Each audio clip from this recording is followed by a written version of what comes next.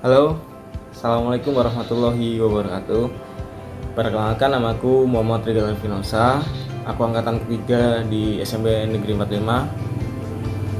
Mungkin kalian bertanya-tanya, kenapa kok aku berbicara di video ini? Kenapa kok aku ada di sini menyampaikan sesuatu? Jadi awal mulanya aku diminta oleh Bapak Ibu guru kalian buat menyampaikan mungkin motivasi atau sesuatu yang memotivasi kalian atau men-trigger kalian supaya kalian ngerti setelah lulus dari SMP Negeri 45 aku harus kemana, aku masuk ke SMA mana, aku harus ngapain, aku kuliah di mana, jurusan apa yang aku ambil, kayak gitu. Tapi aku sendiri merasa aku bukan orang yang layak buat menyampaikan motivasi, ya kan, soalnya aku orangnya bisa aja, dan kebetulan aku juga nggak pinter secara akademis, jadi aku lebih aktif di organisasi. Jadi mungkin bisa aku sharing lah sedikit-sedikit sama kalian perjalanan kegiatanku khususnya di organisasi, mulai dari SMP, SMA, sampai kuliah, dan sampai saat ini. Jadi awal mulanya ketika aku SMP, aku kelas 7 itu aku merupakan orang yang bodo amat lah sama sekolah. Yang penting aku berangkat sekolah pagi, siang pulang, terus sampai rumah main PS atau main kayak gitu aja. Terus suatu saat aku kayak merasa bosen dengan kegiatan-kegiatan yang seperti itu, karena ruang lingkupku hanya itu aja, teman-temanku hanya ya cuman teman-teman main yang ada di kelas kayak gitu. Dan kebetulan rumahku cukup sepi dan aku nggak punya teman kanan kiri. Dan akhirnya pada suatu kelas aku ketemu sama Bu Susi. Waktu itu Bu Susi datang ke kelas waktu aku kelas 8 dan nawarin buat jadi pengurus UKS. Lah, akhirnya aku istilahnya menawarkan diri lah, kalau aku mendaftarkan diri kalau aku bersedia menjadi pengurus UKS. Setelah itu aku diseleksi pengetahuan umum tentang kesehatan, mungkin kayak ya alat-alat UKS, peran UKS itu seperti apa, tugas-tugasnya seperti apa, kalau nggak salah nih ya. Terus fungsi UKS di sekolah itu apa, ya cuma gitu-gitu aja. Akhirnya aku keterima. Setelah keterima ya aku menjalankan tugas sebagai pengurus UKS. Setelah itu ya mungkin kayak aku merasakan ada sesuatu yang baru di hidupku. Kayak misalnya aku bertemu orang baru, mau gak mau aku harus menerima sesuatu yang baru, entah itu materi pengetahuan tentang UKS, tentang kesehatan, P3K, kayak gitu. Di situ aku mau gak mau harus berinteraksi dengan kelas lain. Aku harus mau gak mau berinteraksi dengan kakak kelas, adik kelas, atau mungkin para bapak ibu guru, yang dimana kita harus melakukan koordinasi kan tentang penyelenggaraan kegiatan UKS itu sendiri. Misalnya ada pelatihan P3K untuk ke setiap kelas, atau mungkin ketika ada upacara kayak gitu. Dan mulai dari UKS itu aku mulai aktif berorganisasi, dan aku diikutkan pelatihan UKS tingkat, mungkin awalnya dari tingkat kota. Jadi aku ketemu sama teman-teman UKS dari sekolah lain, dari sekolah negeri kayak gitu, dari swasta juga, sekolah Islam. Jadi aku istilahnya banyak gambaran lah ya, soalnya aku ketemu banyak orang. Terus setelah itu diikutkan lagi pelatihan UKS sampai aku ada kegiatan camp-camp kayak gitu selama 3 hari atau bahkan seminggu di tempat pelatihan punyanya Dispendi kayak gitu. Ada yang satu Jawa Timur juga, jadi aku ketemu teman-teman dari Banyuwangi, ketemu teman-teman dari Sidoarjo dan lain-lain. Dan mulai dari situ aku merasa kok ini emang kegiatan kayak gini tuh emang bermanfaat kayak gitu. Jadi pertama, selain aku menambah pengalaman di luar akademis ya jelasnya, soalnya ini UKS apalagi tentang kesehatan, minimal ya seenggaknya kan kita tahu kalau misalnya ada orang pingsan kita harus ngapain, kalau cara ngukur tinggi, terus berat badan ideal tuh kayak gimana, terus cara ngedata, cara menyampaikan sesuatu hal yang benar tuh kayak gimana. Seenggaknya kan kita diajari mannernya, tata keramanya kayak gitu kan ya. Di situ saya merasa ada perkembangan di diri saya. Jadi saya langsung beranggapan pada waktu itu kayak ya hal-hal seperti itu sebenarnya bermanfaat kayak gitu. Selama kelas 8 mungkin nggak sampai 1 tahun ya saya aktif di UKS. Setelah itu ada pendaftaran OSIS, akhirnya saya ditawarin untuk menjadi pengurus OSIS. Saya join sama pengurus OSIS. Mungkin kalau di UKS dan di OSIS mungkin apa ya, secara skupnya mungkin lebih luas OSIS ya, karena dia menyakup seluruh kegiatan kesiswaan yang ada di SMP, yang ada di sekolah. Bisa satu mulai dari kegiatan lomba, terus kegiatan keagamaan, terus habis itu ada kegiatan yang sekiranya kayak ada pelatihan-pelatihan kayak gitu. Mau gak mau kan kita harus berkoordinasi, kita harus bersosialisasi. Dan karena OSIS itu juga aku merasa ada perkembangan. Jadi aku bandingkan ketika aku kelas 7, aku sebagai orang-orang yang no lab, yang gak kemana-mana, berangkat sekolah, pulang, sampai rumah ya main, tidur biasa.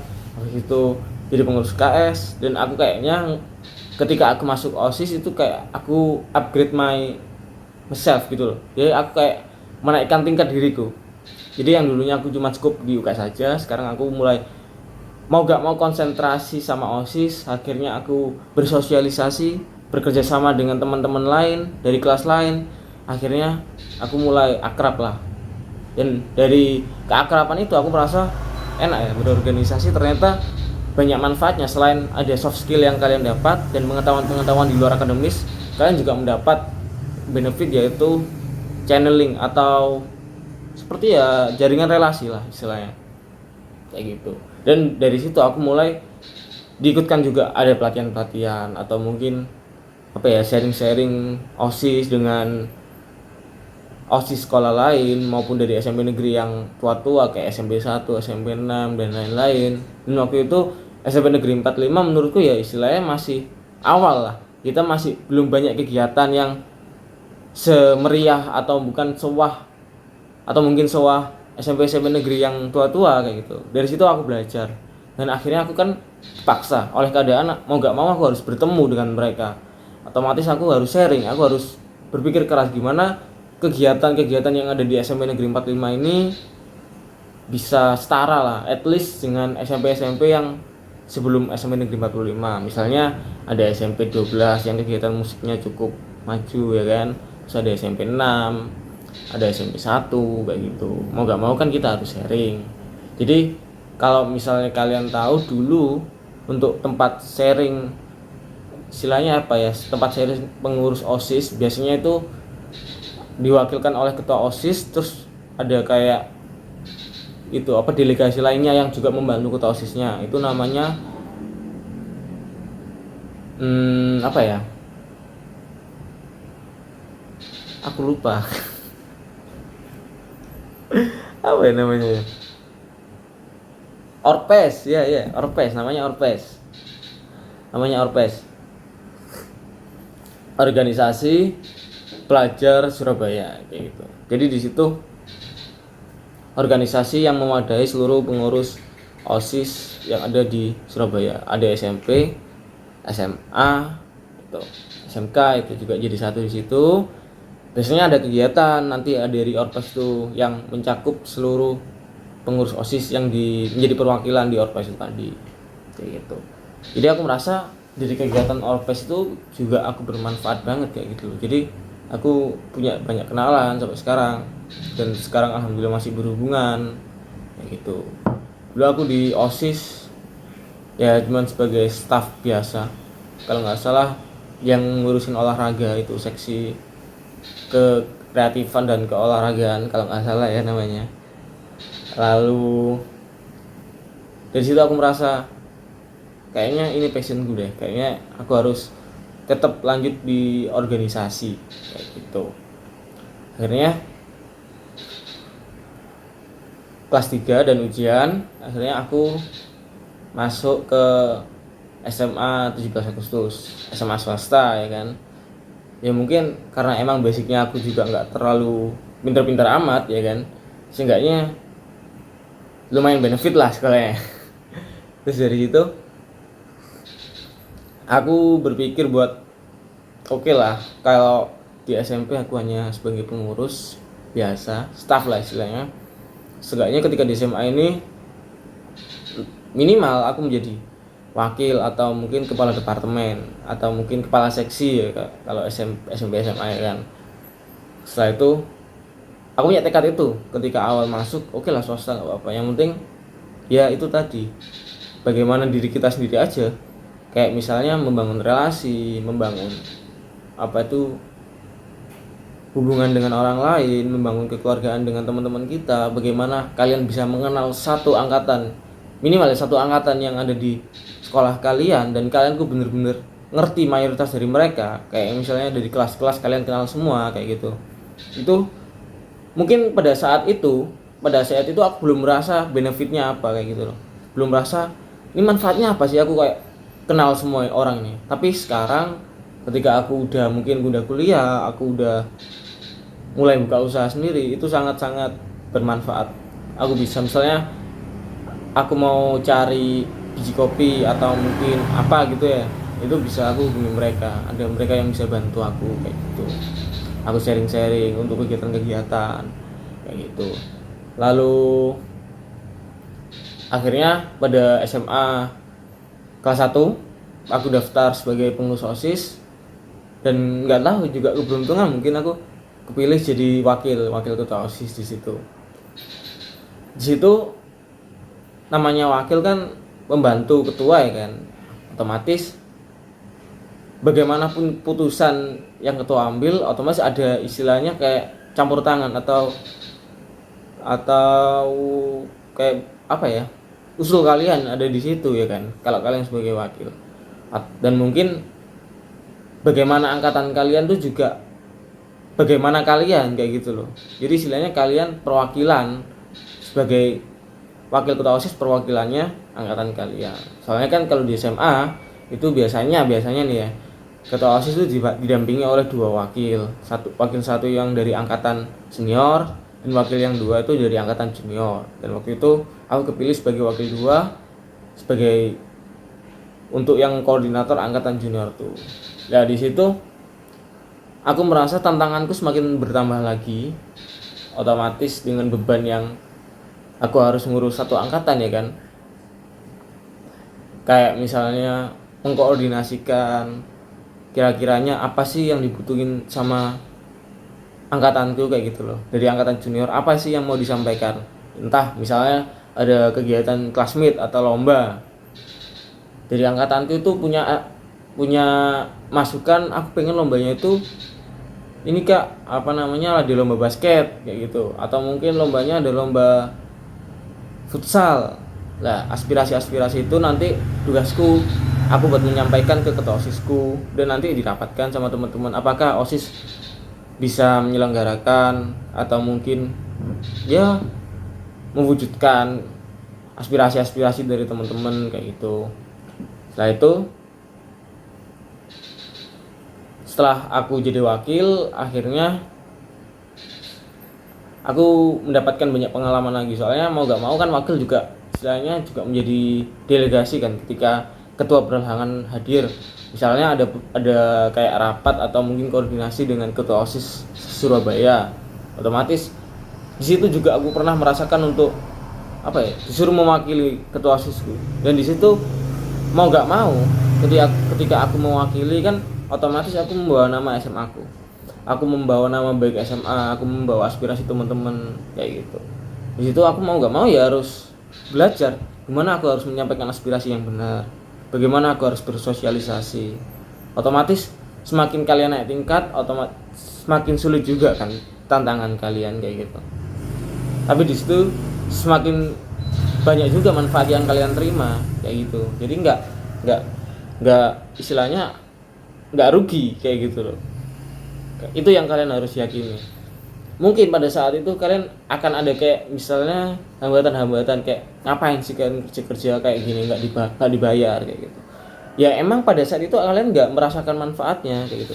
Cuman seiring berjalannya waktu, seiring dewasanya kalian akan merasakan manfaatnya. Bagaimana kalian memanage banyak orang tapi kalian tetap tenang, dibandingkan teman kalian yang nggak ngapa-ngapain dan nggak punya pengalaman tentang organisasi. Ketika mereka butuh sesuatu pun akan lebih sulit daripada kalian yang mempunyai banyak koneksi kayak gitu misalnya kan. Jadi misalnya kalian nih udah kenal, kayak aku ceritain tadi nih, udah kenal sama ketua OSIS ini, ketua OSIS ini gitu. Kalian pada suatu saat kalian dituntut nih sama apa itu siswa-siswi SMA misalnya kayak gitu. Terus kalian dituntut untuk adanya inovasi atau adanya suatu lomba yang baru atau suatu kegiatan yang baru. Otomatis kalian butuh menghadirkan sesuatu yang baru dong. Kalian harus sharing dong. Kalian harus ada pembanding. SMA mana nih yang sekiranya dia udah menerapkan hal-hal yang sekiranya lebih maju daripada kita kayak gitu. Nah, seenggaknya hal-hal kayak gitu tuh bisa kita sharingkan. Jadi kita bisa koordinasi misalnya dengan waktu itu aku SMA sempat koordinasi dengan teman-teman dari SMA 9 atau mungkin SMA Negeri 6, negeri. Bagaimana sih ngadain pensi di sekolahmu kayak gitu. Bagaimana sih konsepnya? Bagaimana sih konsep acaranya itu biar meriah kayak gitu. Bagaimana sih biar tiket ini laku semua kayak gitu.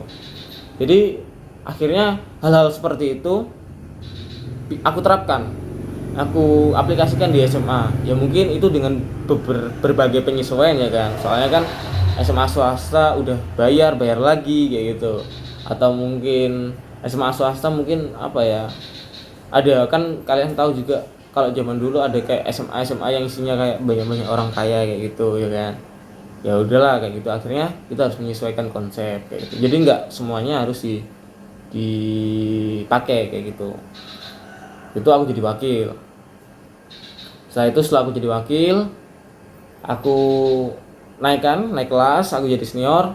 Waktu itu ada pemilihan ketua OSIS dan kebetulan aku dicalonkan juga menjadi ketua OSIS bersama teman-temanku juga, ada 3 calon gitu. Dan akhirnya berdasarkan pemilihan, karena aku bisa memanfaatkan peluang yang ada, aku kenal sewaktu aku menjadi wakil, aku kenal dengan kakak kelas, aku akrab dengan teman-teman, sama guru-guru itu juga enak. Jadi istilahnya aku punya modal yang lebih lah daripada teman-temanku yang mendaftar jadi ketua OSIS juga kayak gitu loh. Jadi istilahnya aku punya modal yang lebih, istilahnya aku lebih menang lah istilahnya, mudah menang. Dan akhirnya waktu pemilihan alhamdulillah aku terpilih juga sebagai ketua OSIS di SMA.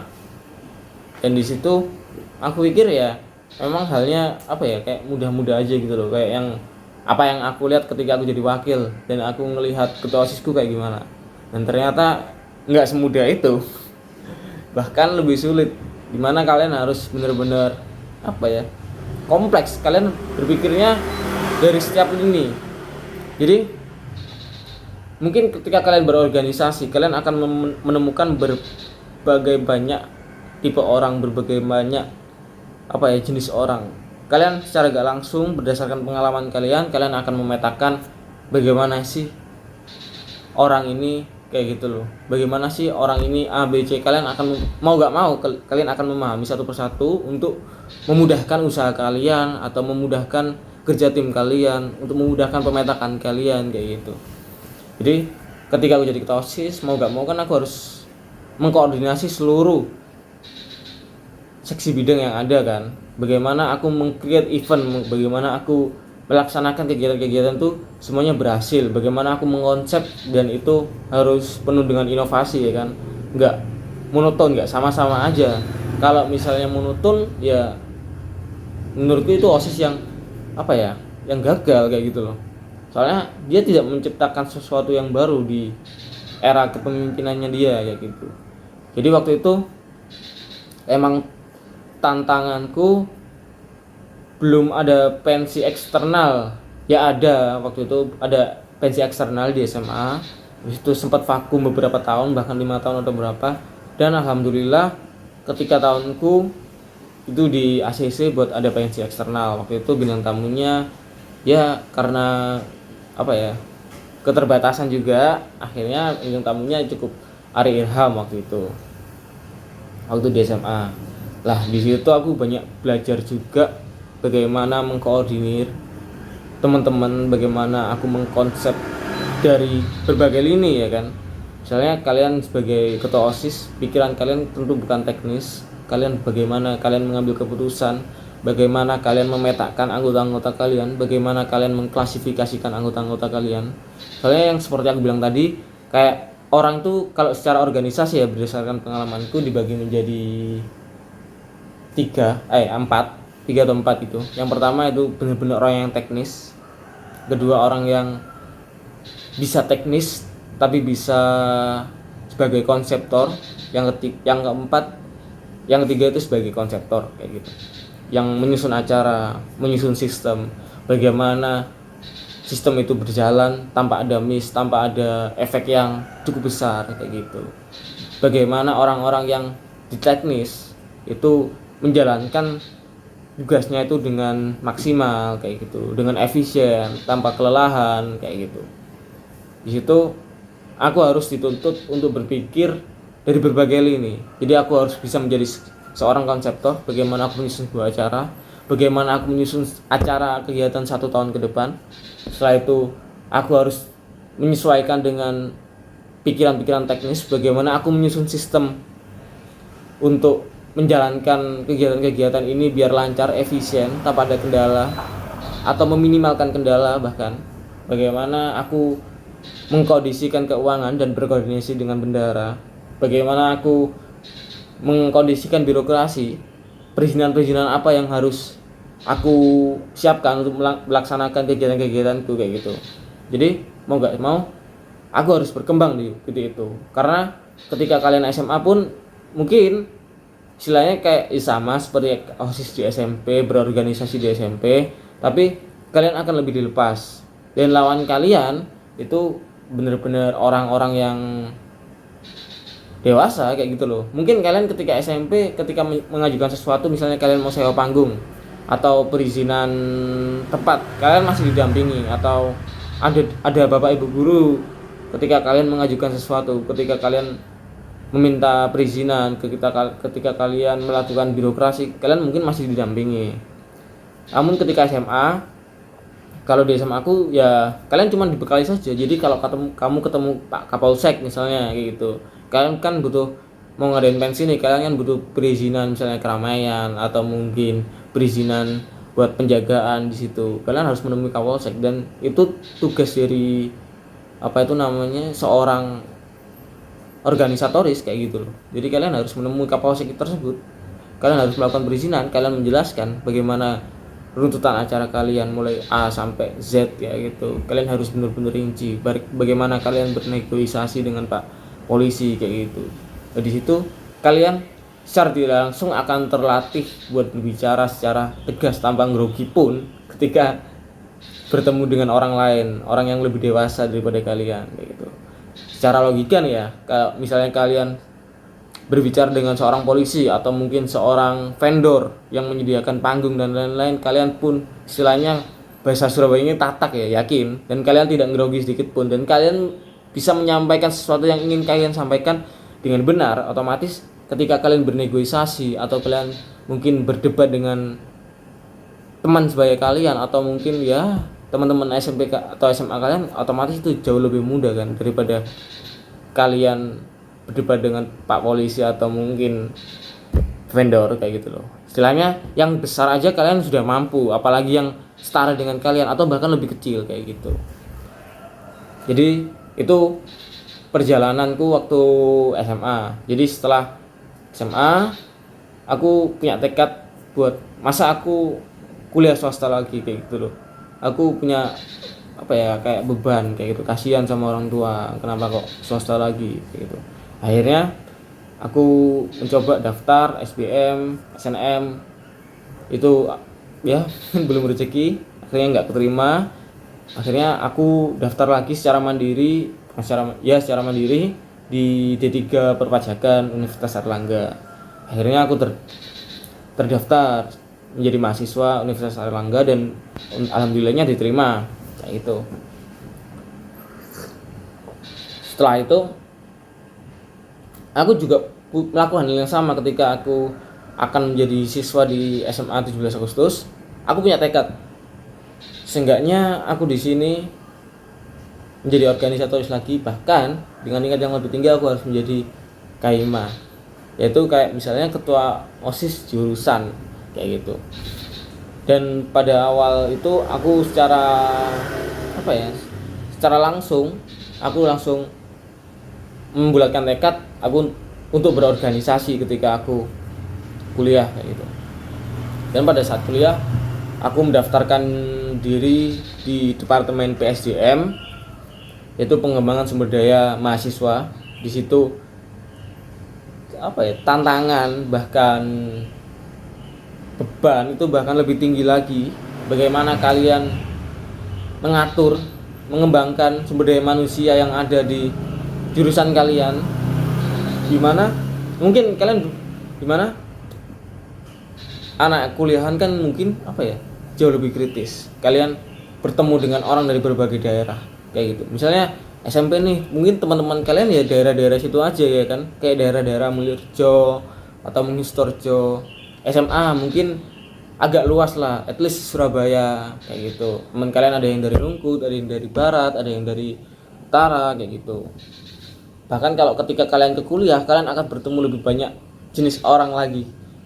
Kalian akan bertemu mungkin orang-orang dari daerah yang jarang kalian temui. Misalnya kayak di Surabaya kan ketemu orang-orang dari Borneo kan jarang ya kan, kayak cara komunikasinya gimana, kayak cara menghadapi orang yang dengan berbagai sifat, dengan berbagai budaya itu kayak gimana kayak gitu. Orang yang dari Jogja cara menyesuaikannya gimana, orang yang dari Banyuwangi kayak menyesuaikannya gimana. Itu yang akan kalian hadapi ketika kuliah. Tapi itu yang akan menjadi cerita, itu yang akan menjadi suatu hal yang seru.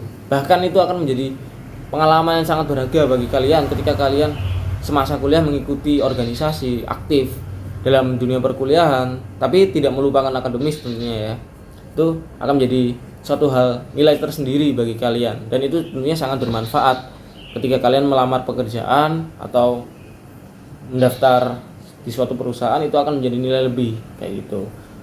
Nanti aku jelaskan kenapa kok menjadi nilai lebih. Lalu aku berkegiatan sebagai staf PSDM. Di situ PSDM di mana mengurusi atau mengkoordinasi mengenai kayak misalnya kegiatan ospek jurusan, lalu kegiatan-kegiatan upgrading, misalnya menaikkan skill-skill dari mahasiswa dan mengurus himpunan, lalu bagaimana merakatkan atau menjaga kekeluargaan di antara mahasiswa, lalu menyatukan hubungan antara mahasiswa aktif, warga dan alumni kayak gitu. Di situ tugasku juga istilahnya semakin berat. Tapi aku menganggap itu sebagai tantangan karena setiap tantangan yang kalian lalui, di situ kalian naik kelas, kayak gitu. Di situ kalian naik tingkat, kalian akan berada satu tahap lebih tinggi lagi dari kalian sekarang gitu, kayak gitu. Situ aku merasa ya emang ini harus aku hadapi. Ini karena aku emang merasakan manfaatnya dan itu emang terbukti kayak gitu loh. Jadi ketika aku berkegiatan di SMP dan SMA, ketika kuliah, ketika aku bertemu orang baru, aku tidak sulit untuk berkomunikasi. Aku sangat mudah untuk menyesuaikan dengan mereka dan aku sangat mengerti bagaimana mereka kayak gitu loh. Jadi istilahnya aku gampang lah untuk menjalin komunikasi dengan orang baru. Dan ketika aku mudah menjalin komunikasi dengan orang baru, otomatis informasi-informasi akan mudah aku dapatkan kayak gitu. Misalnya mengenai beasiswa, kalau ketika kalian kuliah akan sangat membutuhkan itu kayak gitu. Terus mungkin mengenai tugas, kalian nggak kesusahan untuk bertemu atau menjalin komunikasi dengan teman-teman kalian untuk sharing mengenai tugas, dan itu sangat mempermudah kalian kayak gitu. Atau mungkin kalian berkomunikasi dengan dosen, ya kan? Soalnya kan ketika kuliah ada aja kan kayak misalnya dosen hilang-hilangan, ketika kalian membutuhkan sesuatu di dosen tersebut tapi dosennya nggak ada atau mungkin pergi. Misalnya kalian janjian dengan dosen jam 7, dosennya datang jam 8 atau jam 9 bahkan, ya itu merupakan hal yang biasa kayak gitu loh. Soalnya dosen sendiri ya seperti itu, dosen ya seperti itu, ilmu seperti itu, yaitu kita harus benar-benar sabar, telaten kayak gitu. Ya emang dunia pendidikan kayak gitu. Itu di mahasiswa kalian akan lebih apa ya istilahnya lebih bebas lagi kayak gitu loh. Karena itu kalian dituntut untuk berpikir kritis. Artinya kalian tidak menerima sesuatu dengan langsung kalian telan saja, tapi kalian harus pahami dulu ini sesuatu apa, apakah ini baik ataukah ini buruk kayak gitu, apa kekurangan dan kelebihan dari sesuatu ini, dan sekiranya sesuatu itu emang bermanfaat buat kalian, bisa kalian terapkan, bisa kalian terima. Kalau misalnya nggak bermanfaat ya nggak udah, kayak ya udah nggak usah kayak gitu loh. Jadi kalian harus benar-benar kritis kayak gitu. Lalu setelah saya dari PSDM, saya juga merasakan banyak manfaat tentunya. Saya kenal dengan kating-kating saya, dan saya kenal dengan dosen-dosen, saya kenal dengan teman-teman dari jurusan lain. Saya mau gak mau ya sama, kalian ketika berorganisasi kalian dituntut untuk berkomunikasi ya kan, bersosialisasi, mengkoordinasikan sesuatu yang sifatnya universal. Misalnya ada kegiatan kampus yang sifatnya fakultas, otomatis kalian mau gak mau kan harus mau berkoordinasi dengan jurusan lain. Nah di situ link kalian dapatkan kayak gitu, link kalian terima, kalian akan berkembang di situ. Kalian mengerti bagaimana, misalnya kalau di vokasi kan ada jurusan perbankan, ada jurusan perkantoran, ada jurusan akuntansi, dan itu sangat bermanfaat. Jadi misalnya kalau aku nih anak perpajakan misalnya ya, emang sih aku mendapatkan materi tentang akuntansi, cuman nggak sedalam anak akuntansi. Dan banyak lemahnya angkatan perpajakan itu, kayak misalnya aku di akuntansi itu lemah kayak gitu loh. Misalnya itu aku bisa dengan mudah sharing menghubungi anak dari jurusan akuntansi, bro ini aku ada masalah ini tugasku kayak gini gimana enaknya kayak gitu. Ya awal mulanya dengan apa ya, dengan berorganisasi itu tadi kayak gitu. Jadi kalian dipertemukan dalam suatu forum yang mau nggak mau kalian harus kenal, dan mulai dari situ kalian akan menjadi teman, bahkan sampai akrab, dan itu akan menjadi apa ya, hubungan simbiosis mutualisme bagi kalian. Dia membantu kalian, kalian membantu dia kayak gitu. Dan setelah itu saya dicalonkan diri untuk menjadi ketua himpunan mahasiswa. Awalnya saya sebentar.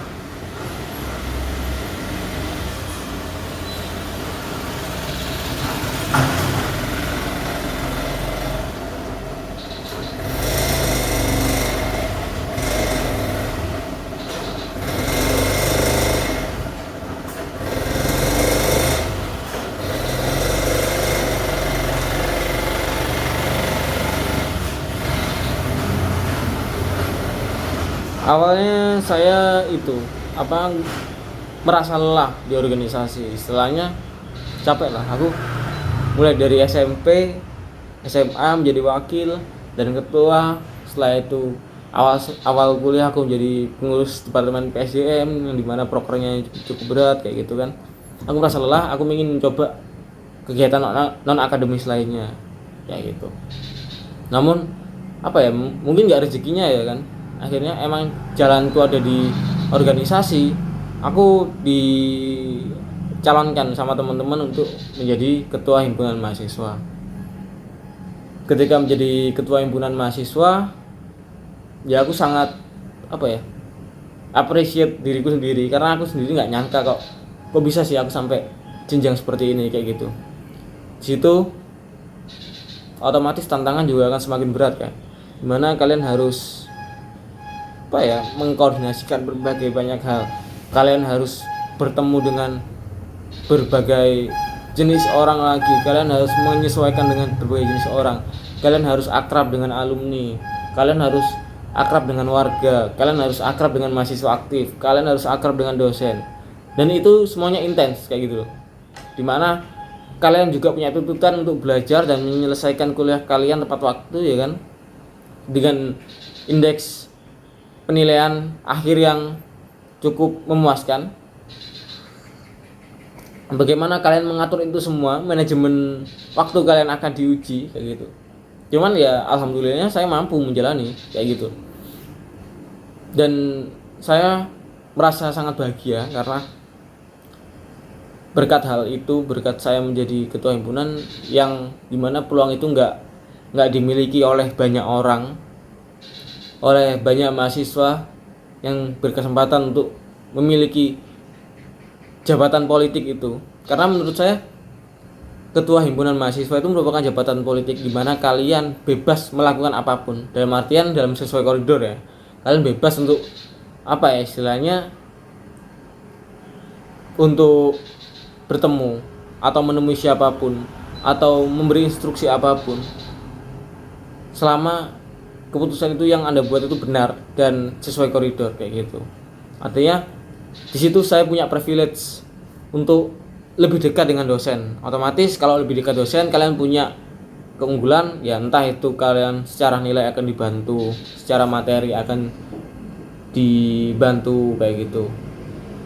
Misalnya kalian apa ya, kesusahan tentang mata pelajaran tertentu ya kan, karena kalian udah kenal dengan dosen tersebut, kalian dengan mudahnya, karena itu kalian sebagai ketua hima otomatis kalian mendapat privilege untuk kenal dengan berbagai dosen, yang dimana kalian punya tuntutan untuk berkomunikasi dengan mereka, untuk mengkoordinasikan sesuatu, mengkoordinasikan program kerja kayak gitu. Otomatis kalian dengan mudah untuk menghubungi beliau, misalnya Pak, saya ada kendala dengan materi perpajakan bidang pajak penghasilan kayak gitu, saya kurang paham yang ini Kak, yang ini. Oke Vino, silakan kamu ke ruangan saya. Di situ kalian akan mendapat privilege di mana teman-teman kalian yang tidak menjadi ketua hima atau mungkin tidak menjadi pengurus hima itu tidak semudah itu untuk menemui dosen kayak gitu. Jadi kalian istilahnya dapat privilege tersendiri sebagai ketua hima atau sebagai pengurus hima, bahkan itu buat melakukan hal itu kayak gitu. Jadi otomatis di situ akan menunjang sisi akademis kalian ya kan. Lalu untuk ke alumni, nah untuk ke alumni tentunya sangat bermanfaat banget. Istilahnya apa ya, itu kakak kalian, itu saudara kalian. Kalau di jurusanku, hubungan antara alumni, warga sama mahasiswa aktif itu benar-benar raket. Dan emang di awal aku bener kayak mungkin apa ya, kayak yang kalian pikirkan gitu, ngapain sih aku harus kenal alumni, ngapain sih aku harus kenal mas ini, aku harus kenal mbak ini, harus kenal mbak itu kayak gitu loh. Ini kan kayak nggak penting, yang penting kan aku di sini kuliah kayak gitu kan. Nah di situ aku akhirnya merasakan manfaatnya ketika aku melaksanakan praktek kerja lapangan. Bahkan secara aku tidak minta pun aku ditawarin, aku dimudahkan buat mencari tempat PKL. Jadi kalau misalnya kalian di diploma atau mungkin yang sifatnya kejuruan, kalian akan melaksanakan praktek kerja lapangan, ya istilahnya PKL lah, atau prakrin, praktek kerja industri. Itu kalau misalnya kalian jurusan akuntansi ya kalian ke perusahaan di bagian akuntansi. Kalau kalian jurusan misalnya sistem otomasi, itu kalian akan di perusahaan-perusahaan teknik kayak gitu. Kalau kalian kesehatan ya kalian akan magang di rumah sakit atau mungkin klinik kayak gitu. Nah di situ aku dibantu banyak alumniku. Jadi ketika aku akan melakukan pendaftaran dan aku di mana aku harus melobi satu-satu kantor konsultan pajak waktu itu, aku menghubungi mereka, Pak, saya tanya apakah ada lowongan di sini kayak gini. Oh ya, ntar nanti saya konfirmasi lagi kayak gitu.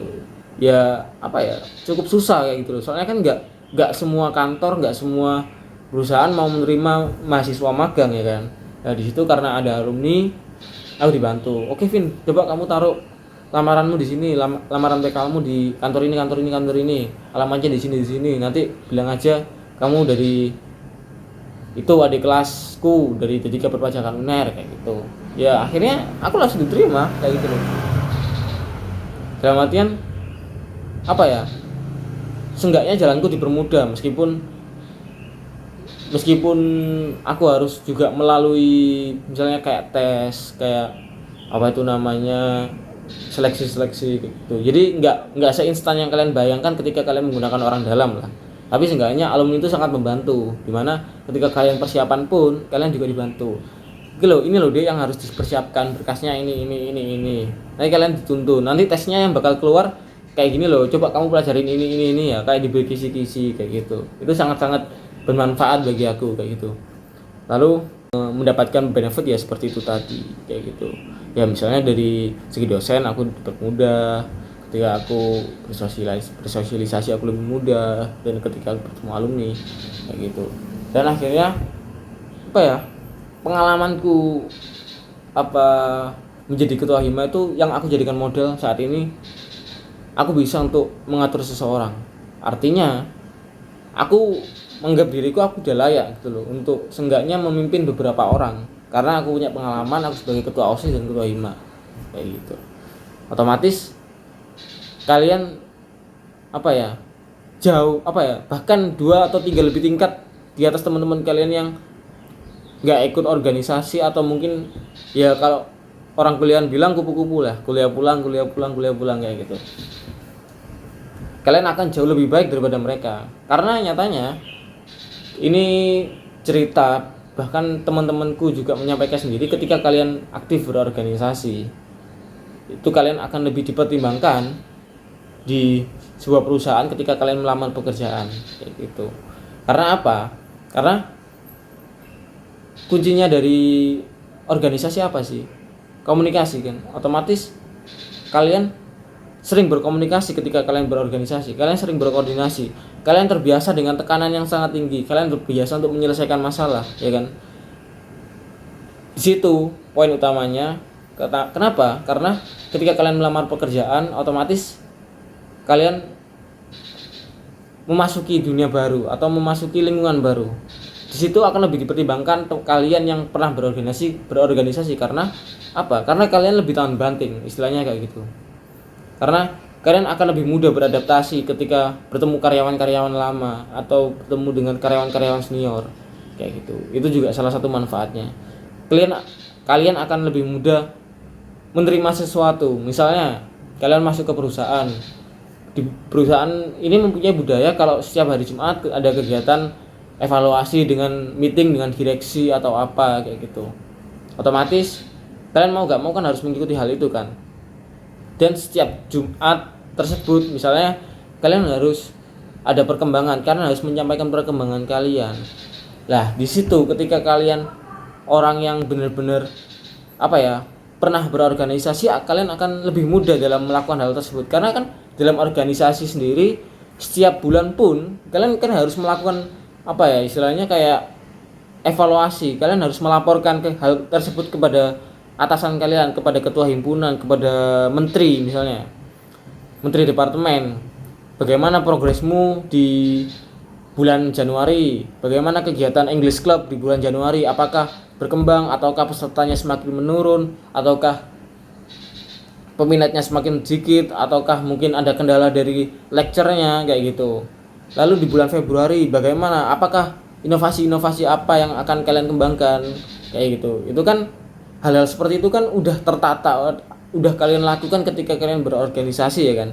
Nah itu bisa kalian terapkan ketika kalian di perusahaan. Bagaimana kalian berkomunikasi dengan dewan direktur, bagaimana kalian berkomunikasi dengan supervisor, bagaimana kalian berkomunikasi dengan manajer. Di situ skill komunikasi kalian akan terasah, kayak akan lebih baik lah daripada teman-teman kalian yang ya biasa aja kayak gitu loh. Mungkin kalian ketika berpresentasi, ketika orang biasa yang nggak pernah berikut organisasi sama sekali, mungkin hanya menyampaikan presentasi di depan kelas pun dia akan grogi kayak gitu loh.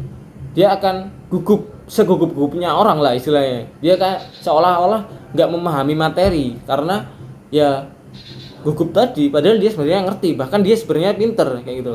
Dimana kalian yang sebenarnya bisa biasa aja, kalian cukup membaca PowerPoint tersebut, kalian pahami, kalian sampaikan, dan penyampaian kalian enak dan kalian mudah diterima karena komunikasi kalian mudah dan mudah dipahami, ya kalian dong yang berhak mendapatkan apa itu namanya nilai yang lebih tinggi kayak gitu.